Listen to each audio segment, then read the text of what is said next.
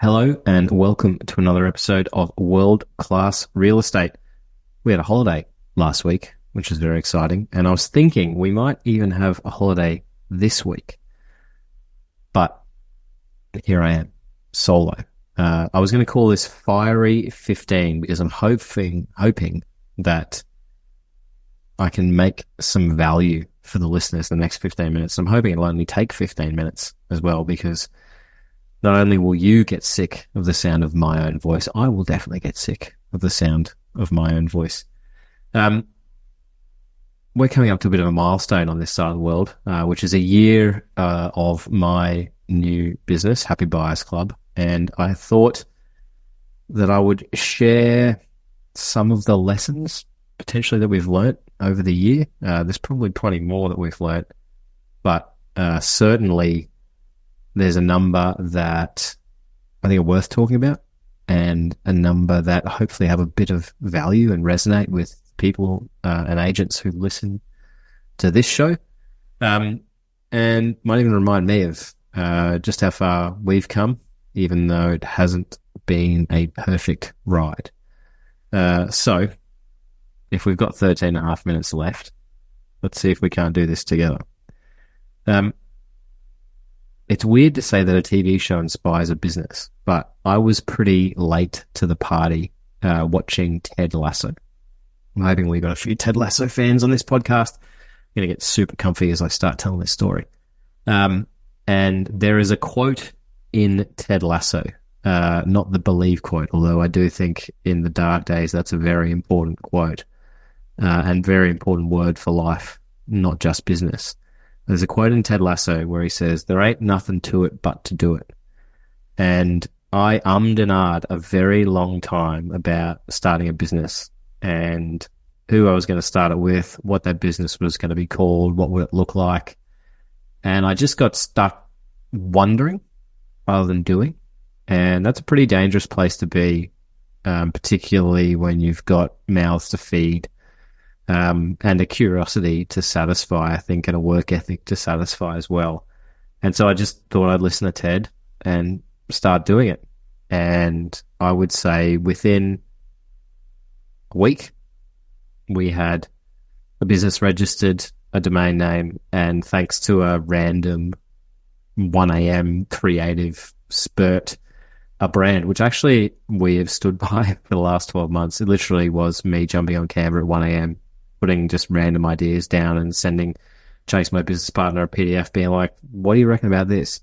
And he didn't hate it. And here we are a year later being mildly successful, and everyone tells us how cool our brand looks, which is kind of cool. So first lesson from another year in business, but the first year in this business, is just have a crack, make a decision and act on that decision. I think a lot of us in real estate know what we should be doing.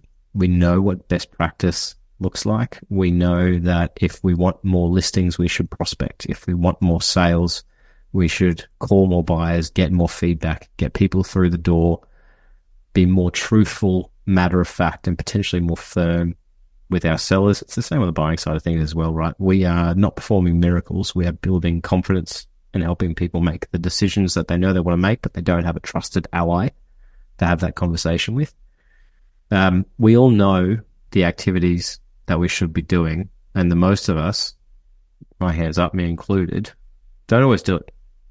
And I reckon if we all just did the things that we know that we should do every day, there's a very high chance that we would be probably 10 times better off than we are right now.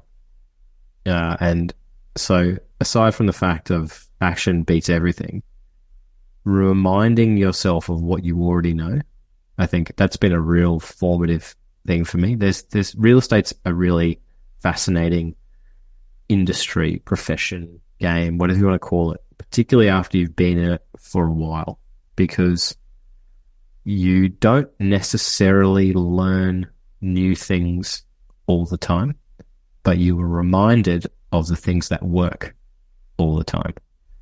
So when you start new, somebody tells you to make 20 calls a day and life takes care of itself. That's life changing, genuinely, because you may not be doing that. You start doing that activity, you see the results. It's incredible. Then you get busy and that falls off, and then you hear it again. It's no longer a new thing. You're just reminded of the stuff that you need to be doing. And I think what I've taken over the last 12 months is that I need constant reminders. I love podcasts, right? You jump in the car and your car is University on Wheels, but it's the world's greatest reminder if you're following and listening to the right stuff, right? And it just reminds you of everything you should be doing but maybe aren't, and potentially all the things that you are doing that maybe you shouldn't be.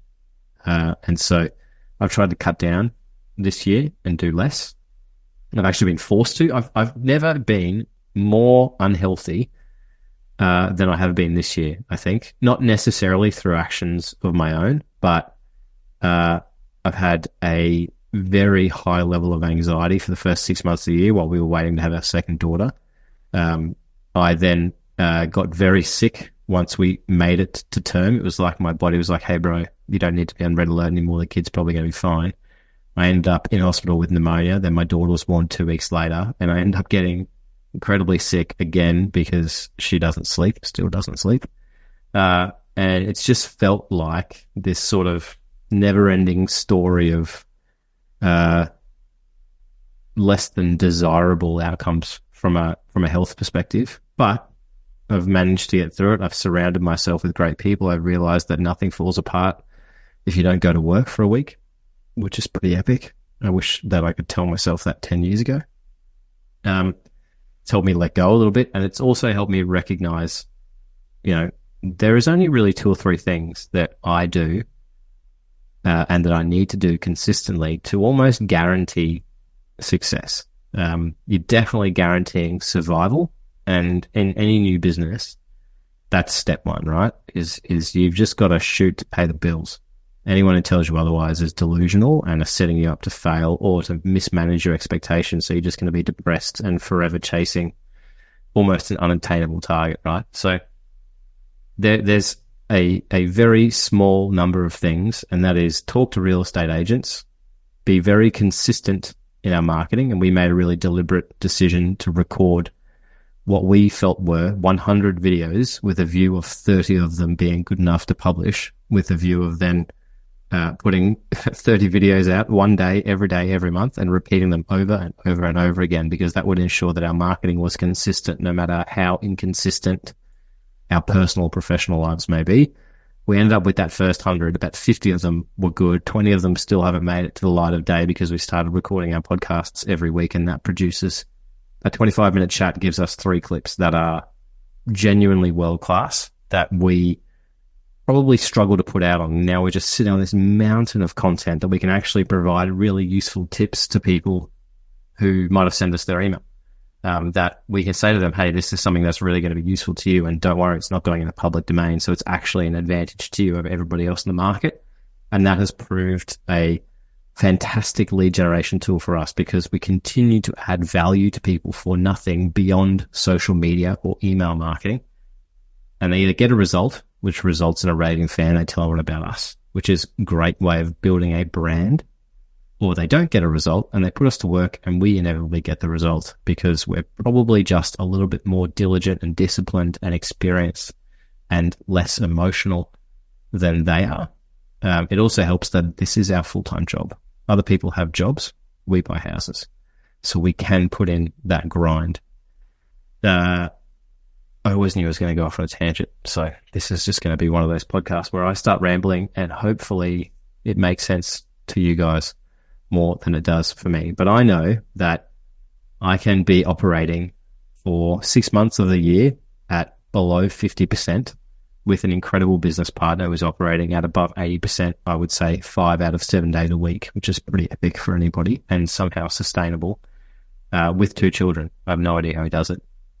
But I know that if we talk to real estate agents every day, if we market and educate the wider marketplace every day, and we set and manage expectations with the small percentage of that audience that funnels through to a lead, an opportunity, We call it a discovery meeting. You guys call it a valuation or a free, no obligation market appraisal. If we set and manage expectations with those people of when we are going to see them and when we will stay in touch with them until they are ready to make a decision, then invariably we buy 3 houses every single month and work with 4 clients at any one time. And for 2 guys who were originally working out of their home and now work out of a cool office that we've kind of turned into a podcast studio thanks to foam stickers on the wall from Temu, that's a pretty good living.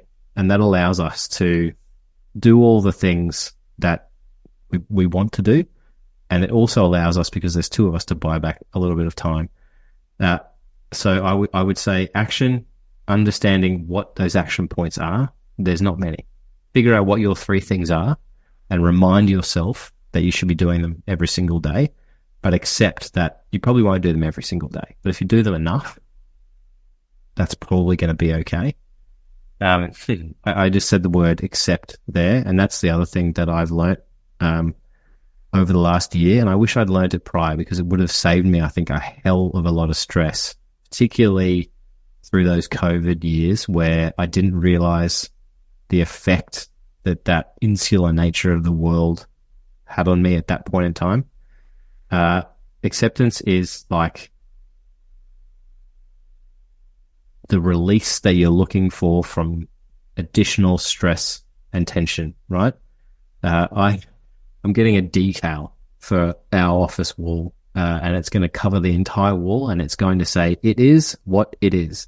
I'm actually going to get "It is what it is" tattooed on me, because after I had pneumonia, my daughter was born and she wasn't sleeping, I could handle it. I ended up getting shingles, which was just a horrendous experience. When I say I've been unhealthy, I've been pretty unhealthy. And I said to my wife, I'm getting the tattoo once this bloody rash is gone, and it's going to say "It is what it is," because the only thing that got me through that moment in time where I was so defeated and something else came at me was that it was what it was. There was nothing I could do about it.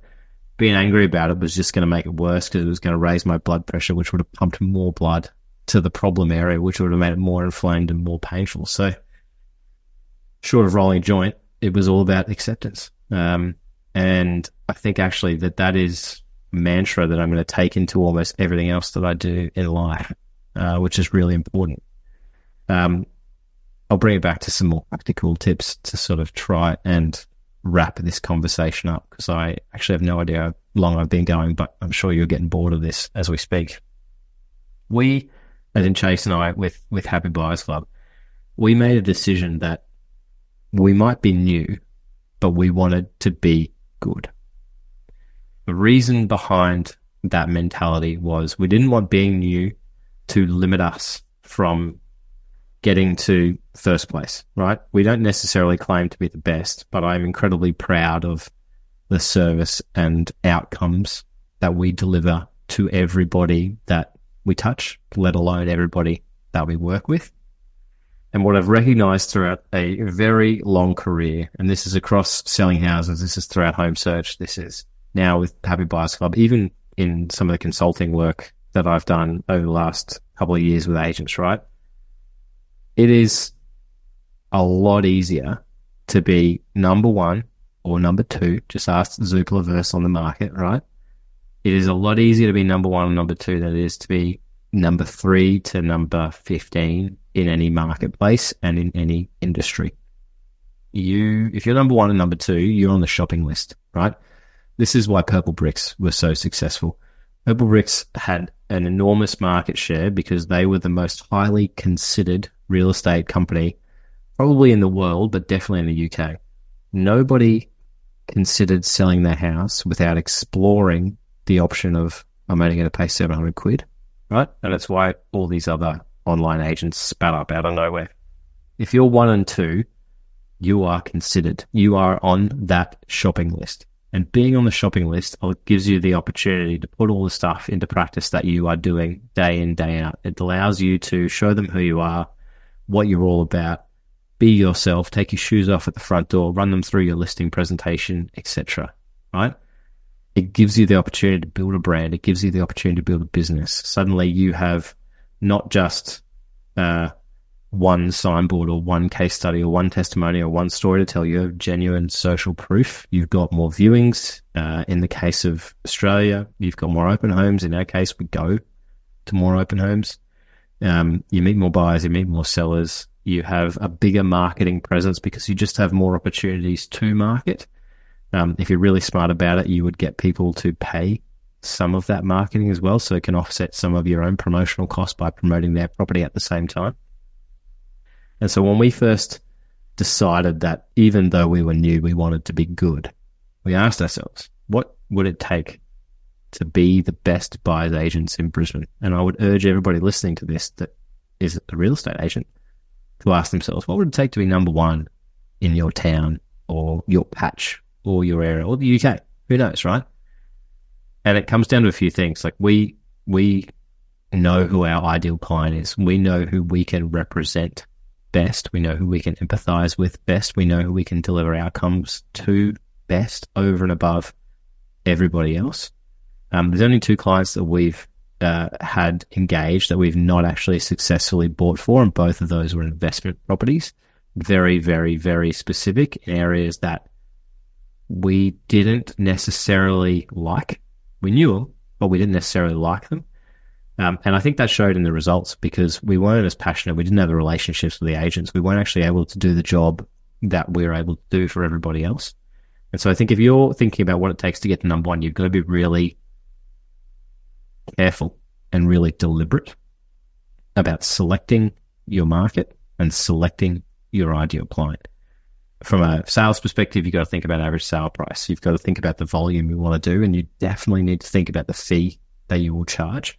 We're really proud. We picked a fixed fee that was right in the middle of a very high commission base and a very low fixed fee. That is invariably what we come up against almost every time. And because there's 2 of us, we made a decision that we didn't need to be the most expensive, but there's no way we should be the cheapest. So we picked something that was probably 75% of what the absolute most expensive charges, and probably 70% above what the cheapest charges. And it's put us in really good stead. It's allowed us to grow a business, provide a service that we're proud of, support our families, ideally support bringing more people into this business as well. But it's felt very fair for our clientele.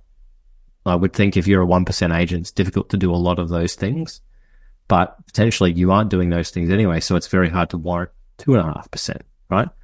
So when you're thinking about what it takes to become number one, consider the clientele and the area that's a natural fit for you, or potentially actually consider those clients and those areas that are a natural fit for the agent that you want to become, right?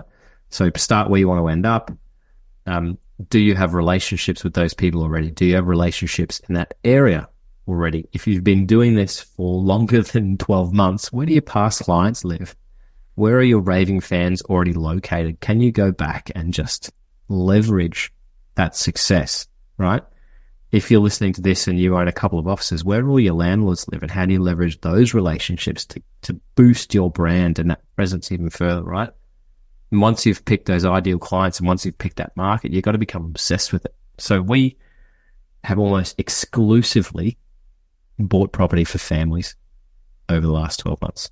People who are in the same shit that we are. There's a lot of WhatsApp groups with a lot of the same daycare germ jokes in our business. And it's because that's just the life that we find ourselves living. It's the life that our clients find themselves living as well. And it allows us to empathize. It allows us to humanize. It builds a bridge, helps build trust, so that when we are having those very serious real estate conversations, we've earned that right to say, hey guys, I know we've been going back and forth and having some laughs, and this has been a fun thing for a couple of weeks, but we've actually found something that we like. So we need to just become very serious for a little while. And you'll notice that our communication is going to be a little bit more bold, a little bit more matter of fact. It's going to be ideally very clear, and there's going to be a lot of direct yes/no questions so that we can really understand our exact position, so that we can make decisions very quickly and very confidently. And people respond really well to that, because that's the light bulb moment for them where they're like, oh, this is why we've missed out in the past. Because we didn't have this level of organization. We didn't have this level of confidence in the decision that we were making. We were kind of just going, oh, we like it. What should we do now? And I think from a sales perspective, If you walk into a listing presentation, you can say, hey, I happen to be the nicest agent in a certain area. Everybody that I've sold for the last 6 months happens to look, sound, act, and live almost exactly like you guys. So I think we're going to get along really well. But when time comes to the crunch and we're starting to receive offers and we're looking at somebody who wants to pay $5,000 more, but they can't complete for 6 months versus somebody who's paying $5,000 less, but they're organized and they've got a great lawyer, we're going to have a conversation about what you guys really want. Is it the $5,000 more, or is it to get out of here in 90 days? Are you guys okay with that? And so you don't have to worry about all the fluff. And I think our directness and how we set it all up sets us apart from our competition. And I think agents can as well. You can't have those conversations unless you do know who your ideal client is and what they want from you and how you can best relate to them. The third thing I'd talk about, and what we've learned, is we have honed, and I think there's probably steps to go realistically, but we've honed a process that we're very proud of. People ask us, like, what do you guys do? And our answer is that we don't reinvent the wheel. It's not rocket science. And I don't think selling a house is rocket science either. Sorry to dampen a few egos there. We follow a very robust process. We call it the grind. And it's the same thing day in, day out, week in, week out, ideally for 6 weeks or less, but it delivers incredible results. And I think if you were to sit there with somebody and they say, what makes you different to everybody else? And you're like, I'm the most boring and I say this to people, I'm like, I'm the most boring buyer's agent you're probably going to talk to. Right? We wear New Balance sneakers. We drive 4 drives. We are not wearing sockless, shiny shoes. We don't tuck our polo shirts in, although I think Chase has now taken to tucking his polo shirt in. We do all the boring, diligent, disciplined work that most people don't have time to do, or most people don't have the know-how to do. And that's what delivers us great results. The agents that we're talking to know they can count on us to answer the phone if they need price feedback on an off-market property, which in turn gives us the opportunity to see it before everybody else.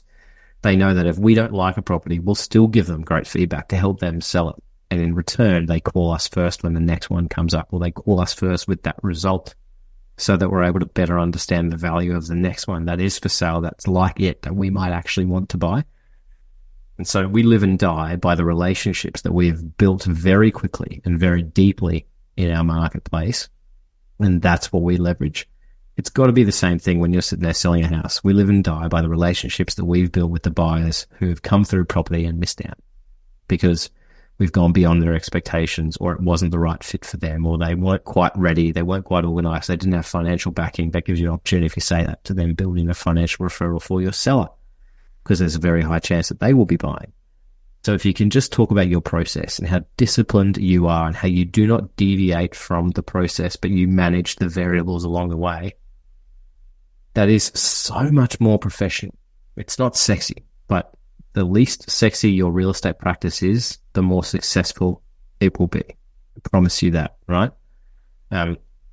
If you can talk about all of that stuff and you use that language, we live and die by the relationships that we have with the buyers in the market who are new and hot or have missed out. We qualify them better. Everyone's going to say we qualify our buyers. If you say we live and die by the relationships that we have with our buyers, that will position you as somebody who is materially different to everybody else. You just got to make sure that you do that work. People will come away from that with an unexpected surprise. We've talked about it on this show in the past. The more pleasant surprises that you can give people, the more business that you will win almost uncontested at the fee that you want to charge. So look in your process, right? The difference between a win and a loss, particularly in a listing, is minute, less than 5%. So where are the small tweaks in your business? Where can you look through everything that you're doing all the time, and what can you tweak to make it a little bit better? What pieces of language, what questions can you ask? What can you deliver to those people? Because we sat and had a meeting this morning. This is now completely off piece to what I want to talk about, but we had a meeting this morning where we really focused in on every single touch point, from an inquiry that comes from YouTube through to they settled 3.5 months ago and we want to know if they've met their neighbors. And we mapped out the language that we want to use, not a script, but the language that we want to use each of those touch points, because we want to be able to make a decision one day that we want to scale this business beyond Chase and I. And if we've got who we are, how we communicate, everything documented to the point that if an inquiry comes from YouTube, it's handled differently to an inquiry that comes from Instagram or TikTok, because YouTube is really high intent leads for us. They are people who are in the shit, defeated, desperate, because they're starting to Google their problems, right? Instagram is like, I saw a fun video of like, what does $1.5 million in this suburb buy you? Or follow you and ask some questions. So the responses to those leads or DMs or whatever it is have to be different. If you can map all that out and you can sit with somebody and say, this is what we do. We're incredibly disciplined. We're incredibly focused. We follow a process, and 9 out of 10 times it delivers a result. Whereas our competitors, maybe they follow a process as well, but the data says that they only deliver a result 4.8 times out of 10. Who do you want to go with? We've got more than a 2 times better chance of actually selling your property. That's why our fee is a little bit higher as well. This process is what determines our fee, because there's so much work that goes into it. Again, it's not sexy. It's very boring. It's very diligent. It's very disciplined, but it's what we do. So we lent into that. You know, we are proud of how unglamorous our real estate business is. And I think that is why we've seen the success that we have. Don't get me wrong, we haven't hit every goal that we set ourselves, and we actually missed our stretch goal of revenue by $25,000 this year. It is what it is, right? We set ourselves a big goal. We didn't quite hit it. We've set ourselves a bigger goal for year 2. If we get close, we're going to be fucking stoked. Put it that way. And if we hit it, even more stoked. And if we don't, you know what? We'll probably get pretty close, and that's a really good thing as well. So I'm going to try and wrap this up because it has felt very rambly, but I hope there's been some value in there for people. Figure out what you want. Take action on it. And recognize that it's a lot easier to aim to be really good than it is to be cheap and average. I think that's what I've learned over the last 12 months. Maybe we'll do this again in a year and see where we land there. But fingers crossed, marketing in the back next week, because this is a hell of a lot easier when those 2 guys are here and no one's on holiday.